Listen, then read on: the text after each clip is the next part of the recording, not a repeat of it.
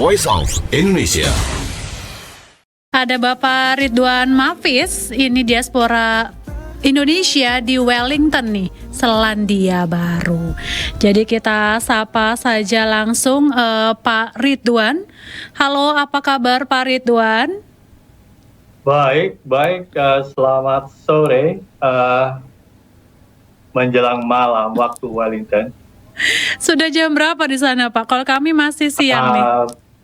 Di sini baru lewat maghrib ya, sekitar jam 6 lewat 5 mungkin, 6 lewat 7 lah kurang lebih. Oke.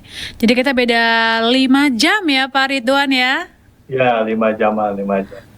Kalau di Indonesia mungkin baru selesai makan siang. Jumatan mungkin. Oh iya, Jumatan dan makan siang ya. Ini jam-jamnya mengantuk kalau di Indonesia. Betul. Dan ini Pak Ridwan, saya langsung aja ya. Ini saya kepo banget sama satu fakta nih tentang Selandia Baru yang saya mau tanya langsung nih sama Pak Ridwan. Karena saya percaya, silakan. karena saya percaya Pak Ridwan sudah lama tinggal di sana nih ya Pak Ridwan ya. Ya, kurang lebih 18 tahun. Nah, 18 tahun pasti bisa jawab pertanyaan kekepoan saya nih tentang Selandia Baru. Jadi Pak, apakah benar memang populasi domba di Selandia Baru lebih banyak dibanding dengan jumlah penduduknya? Itu betul sekali. Karena jumlah penduduk Selandia Baru itu kurang lebih sekitar 4 jutaan lah.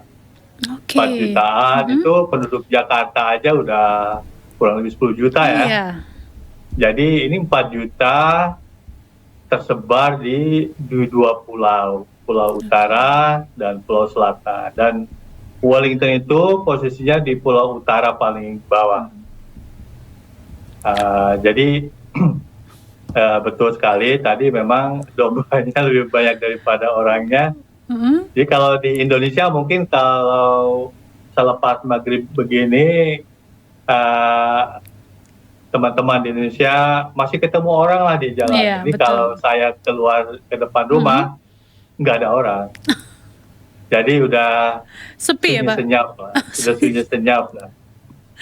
Wah, ini bagi orang yang introvert ya, kayaknya cocok nih untuk tinggal di Selandia Baru ya. Cocok orang yang suka menyepi lah. Betul sekali. Berarti kalau dombanya banyak nih Pak, ini kalau data dari data tahun 2020 tuh dombanya tuh mencapai 26 juta ekor. Itu berkali-kali lipat jadi ya. kalau jalan-jalan di Selandia Baru ya, kalau yang asik itu kalau jalan-jalan itu driving lah. Jadi, itu sepanjang jalan kalau sudah melewati pemukiman itu kiri kanan itu kan bukit-bukit hijau gitu ya, bisa di sana di lereng-lereng bukit itu ya bertengger lah kambing-kambing atau domba-domba tersebut, kadang sapi gitu. Jadi ya asik juga, karena atau kalau memang mau lihat pertunjukan domba ada loh. Pertunjukan domba Pak? Domba Sirkus itu ya? rupanya pinter juga, bisa disuruh-suruh mengerjakan sesuatu sesuai senario. Itu ada di sini. Jadi misalnya dipanggil suruh baris mereka. Oh lah, seru banget. Itu semacam kayak kalau kita ya kayak sirkus gitu Pak ya, bisa dia lompat atau mungkin dia kalau di tempat itu sepertinya kayak istilahnya kayak peternakan, tapi dibuka sebagian untuk umum. Oke, untuk jadi umum bisa mencoba memerah susu sapi atau bermain dengan domba-domba atau melihat pertunjukan domba-domba tersebut gitu. Oke. Jadi dipakai juga untuk pariwisata begitu Pak ya? Betul. Oke. Pariwisata. Seru banget ya, bisa. Kalau di sini kan suka kasih makan domba mungkin ya. Ngelus-ngelus. Cuma kan kalau di New Zealand itu Idul Adhanya nggak dirayain, jadi domba-dombanya nggak pada takut. Nggak pernah berkurang ya, jangan-jangan. Nggak pernah berkurang. Ini fakta yang menarik dan sempat kaget juga, makanya saya mau tanya langsung ya sama Pak Ridwan, ternyata benar ya jumlah dombanya lebih banyak. Jadi memang di sana tuh paling banyak itu peternakan justru Pak ya, dibanding pabrik atau apa gitu perusahaan. Ya, ini New Zealand itu peternakan, jadi daging ya, daging sapi atau daging domba, atau produk-produk dari peternakan seperti susu, bulu domba, seperti demikianlah. Karena kalau di Indonesia itu kan, kalau teman-teman Indonesia minum susu ya, itu susu dari sini. Kayak kalau nggak salah sih produk Unland kalau nggak salah. Maaf, boleh? Oh, boleh Pak, aman Pak. Bukan promosi ya. Produk Unland itu datangnya dari sini. Cuma namanya aja sedikit berbeda lah, karena memang produk dijual di Indonesia sama produk dijual di sini namanya lain-lain. Oke, jadi didatangkan langsung dari Selandia Baru justru susunya ya? Ya, jadi sebenarnya di sini koperasi terbesar itu koperasi susu, namanya Fonterra. Jadi itu luar biasa, bentuk badan usahanya itu koperasi. Dan itu termasuk salah satu perusahaan yang kaya lah di Selandia Baru. Oke. Jadi memang penghasil daging dan susu begitu ya untuk Selandia Baru. Lalu untuk diaspora di sana, apakah juga banyak berkecimpung bekerja begitu ya di olahan daging atau susu, atau mungkin pekerjaan yang lain yang ya, salah satu nama yang terkenal di Selandia Baru mungkin pernah dengar nama Pak Reza Abdul Jabar ya. Beliau itu salah satu pengusaha peternak sapi di Pulau Selatan. Jadi dia salah satu orang Indonesia yang memiliki peternakan sapi. Di situ selain sapi dan juga kayaknya susu perahnya dihasilkan dari peternakan Pak Reza Abdul Jabar tersebut.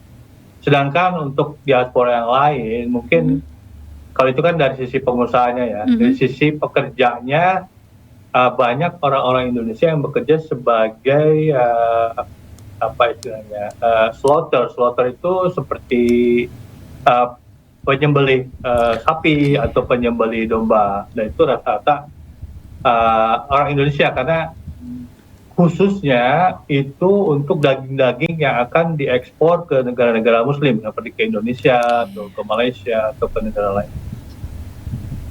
Oke, jadi memang masih juga ya berkecimpung dalam daging dan juga susu. Ini Pak Reza Abdul Jabar ini diaspora Indonesia, berarti kalau punya peternakan berarti punya tanah ya Pak di Selandia Baru ya? Oh, tanahnya luas loh. Tanah saya sih nggak luas, tanah saya cuma karungan. Kalau beliau sekarang. Bapak tanya Karungan ya, tapi bisa dijual ya Pak ya? Ya Pak Reza kalau mau di Google beliau. Dulu dia Pak Reza itu dulu presidennya diaspora New Zealand lah, 2 atau 3 tahun lalu mungkin ya. Sekarang mungkin udah berubah kali kepengurusannya karena kesibukan beliau, tapi rasanya beliau dulu presiden diaspora New Zealand. Oke, jadi ini kalau saya langsung googling loh saya Pak, ini lahannya 1.000 hektar dan 5.000 ekor sapi nih. Banyak luar biasa. Ini tahun 2023 ya, 2024 pasti bertambah lagi nih ya. Tambah kan. Wah, luar biasa sekali ya. Dan ini pasti juga diekspor ke tanah air ya untuk dagingnya ya dan susunya juga nih Pak Reza ya. Iya, saya kalau kita liburan ke Indonesia, kalau kita beli steak itu kan ditanyain mau daging mana, katanya mau daging luar, biasanya dari NZ gitu, dari New Zealand. Kalau daging lokal ya memang daging lokal, dan harganya memang berbeda ya. Lebih mahal ya Pak berbeda, ya berbeda. Kalau di sini kan semua dagingnya daging New Zealand. Iya, iya berlimpah karena ya, yang luar juga agak malu gitu masuknya ya. Karena populasi dombanya saya lebih besar dibanding penduduknya, ini luar biasa.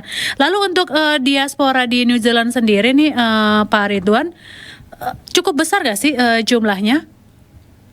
Kalau dari data pemilu kemarin, kebetulan saya ketua pemilu New Zealand kemarin, itu ada sekitar 7.000 WNI lah kurang lebih di Selandia Baru, tapi nggak semuanya menjadi pemilih karena kan ada anak-anak, ada mereka yang sudah berpindah kewarganegaraan. Tapi kalau dari sisi nationality, mungkin mereka sudah berubah paspor tapi masih kelihatan Indonesianya atau mungkin hatinya masih Indonesia.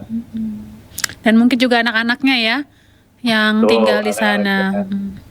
Pak Ridwan, anak-anaknya masih Indonesia kan Pak? Paspornya atau sudah berganti nih?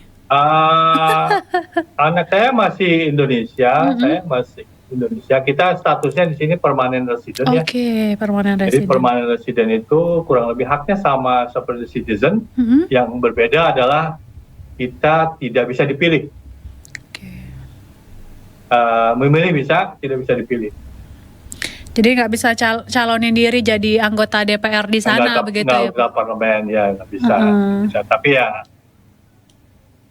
kurang lebih sama lah. Oke.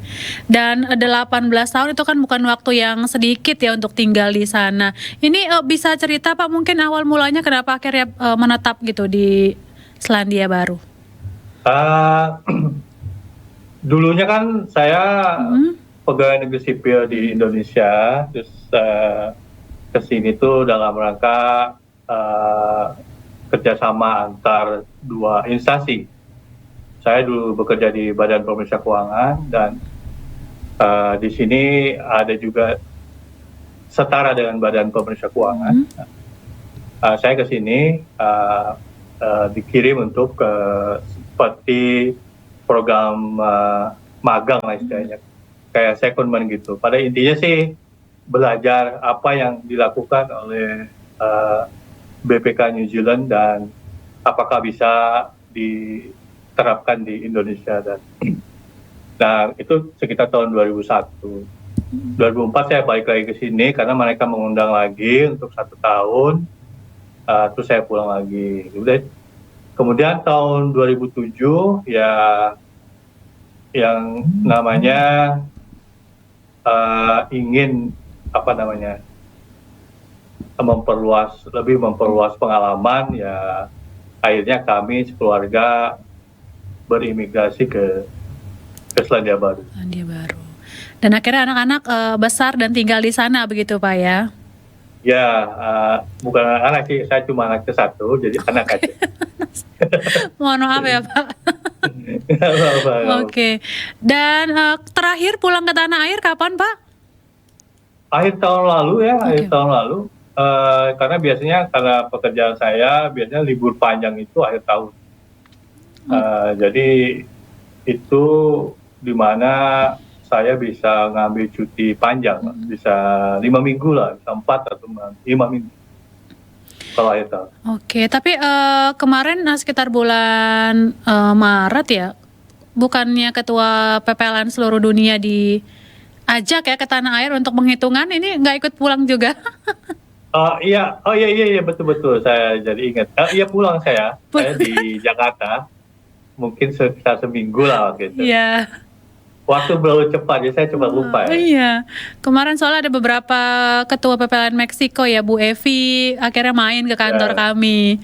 Jadi aku baru ingat, baru ingat, oh iya berarti semua ketua PPLN ikut penghitungan suara ya di Jakarta. Betul. Jadi pengalaman yang luar biasa lah.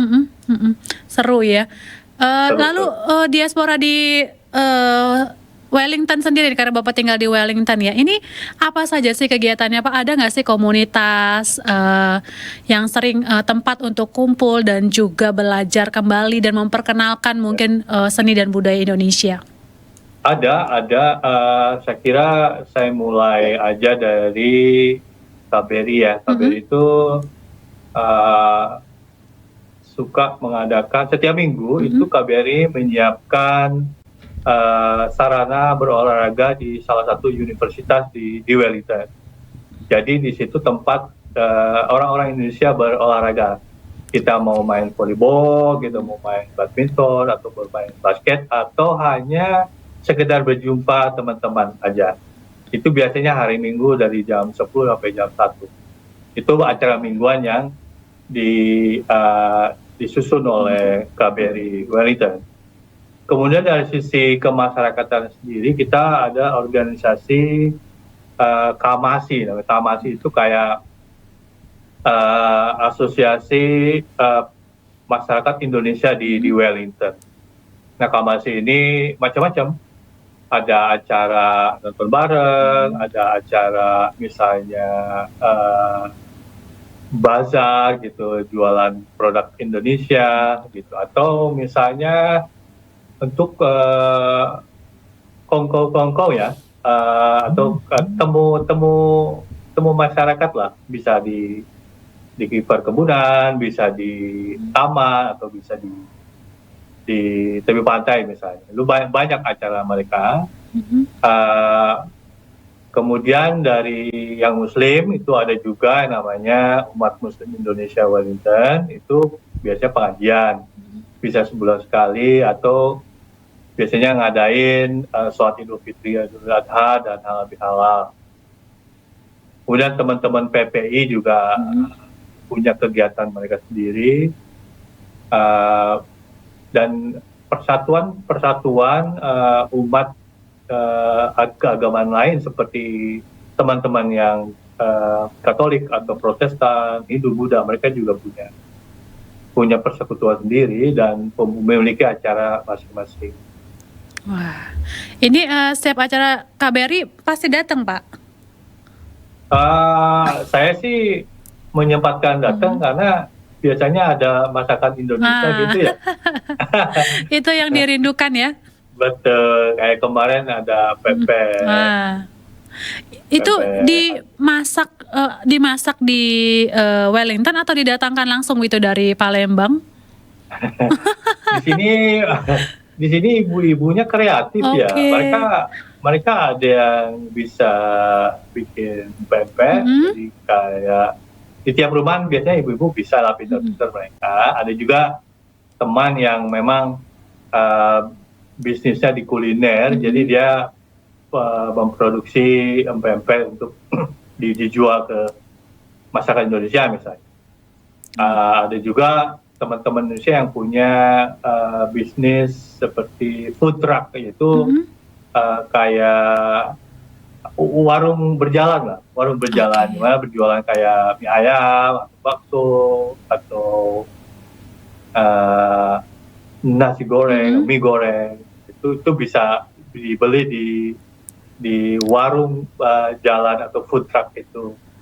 Dan biasanya mereka nongkrong di satu tempat dan kita tahu di mana mereka biasanya mangkal, jadi ya ke sana. Lalu Bapak pernah tahu nggak sih bagaimana respon ya dari warlock nih, warga lokal dari Wellington nih terhadap kuliner Indonesia? Cocok nggak tuh di lidah mereka tuh? Yang pedas-pedas ini rasa kita ya? Sebetulnya yang food truck itu, teman-teman yang food truck itu punya menu Indonesia. Cuma kalau yang datang orang Indonesia, mereka kasih pedas. Kalau datangnya orang lokal, orang New Zealand atau non Indonesia lah, non Asia lah, mereka adjust levelnya gitu. Tapi jangan harap di sini ada level 20, nggak bakal. Oh, nggak ada ya? Nggak ada. Oh, jadi memang masih bisa lah ya dinikmati ya oleh warlock ya, warga lokal Wellington ya Pak ya. Biasanya suka apa sih kalau mereka tuh apa, empek-empek, rendang atau mie goreng? Kalau empek-empek itu dijualnya mungkin hanya pada acara-acara tertentu ya. Kalau misalnya KBRI ngadain acara bisa sambut pegawai atau acara 17 Agustusan misalnya, atau memang ada function, ada acara pesta. Itu kalau pempek biasanya ke situ, tidak dalam menu harian. Yang menu harian biasanya nasi goreng atau mie goreng. Tapi nggak ada warung pojok yang jualan Indomie, nggak ada. Itu di rumah masing-masing aja. Tapi nyampe nggak sih Pak Indomie di sana? Oh, di sini Indomie nyampe, terutama yang Indomie goreng itu laku keras ya. Karena Oh. teman-teman di kantor yang bukan orang Indonesia tentunya, ya kalau saya lihat, saya intip, kok dia ngambil Indomie ya? Saya aja nggak bawa Indomie. Iya. Tapi rasanya otentik nggak Pak? Kadang di beberapa negara rasanya udah berbeda nih. Asli, bener sama. Sama? Sama. Oke. Karena Cuma Kak, biasanya kadang ada varian ya, ada varian yang datang tapi tidak dalam jumlah banyak. Jadi misalnya kayak apa ya, geprek gitu oh ya, ada tuh. iya, mie goreng Nah, itu biasanya rendang itu di ya. stoknya mereka nggak banyak, karena biasanya kalau ada langsung ada yang teman-teman yang ngambil duluan, Yang jadi kehabisan kita. udah ngekip duluan ya Pak ya. Udah nge-keep duluan. Wah seru banget nih ya teman-teman di sana tentunya, dan akan rencana datang ke Jakarta lagi atau ke Indonesia lagi kapan nih Pak bersama keluarga? Itu biasanya Akhir tahun ya? biasanya akhir tahun, tapi belum tahu ya tahun ini akan pulang atau enggak. Kalau saya sendiri sih tipenya orangnya dadakan gitu rencananya. Jadi nggak jauh-jauh hari. Oh, Ya sebenarnya nggak bagus, tapi ya gimana lagi.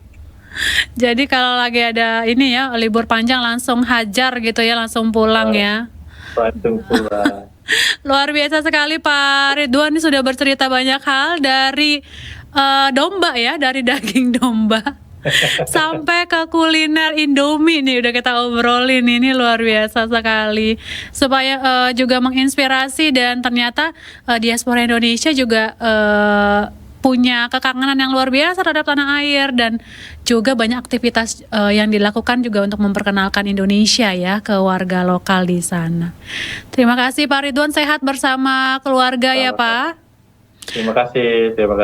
Nanti kalau ke Indonesia jangan lupa mampir nih ke RRI Voice of Siap. Indonesia. Siap. Terima kasih undangannya. Terima kasih Pak Ridwan. Ya, mendengar Voice of Indonesia, demikian tadi bincang-bincang hangat saya dalam program Halo Diaspora kerja sama IDN Global bersama RRI Voice of Indonesia. Kali ini narasumber saya tadi sudah berbincang-bincang dengan Bapak Ridwan Mafis. Sampai jumpa di lain kesempatan. Voice of Indonesia.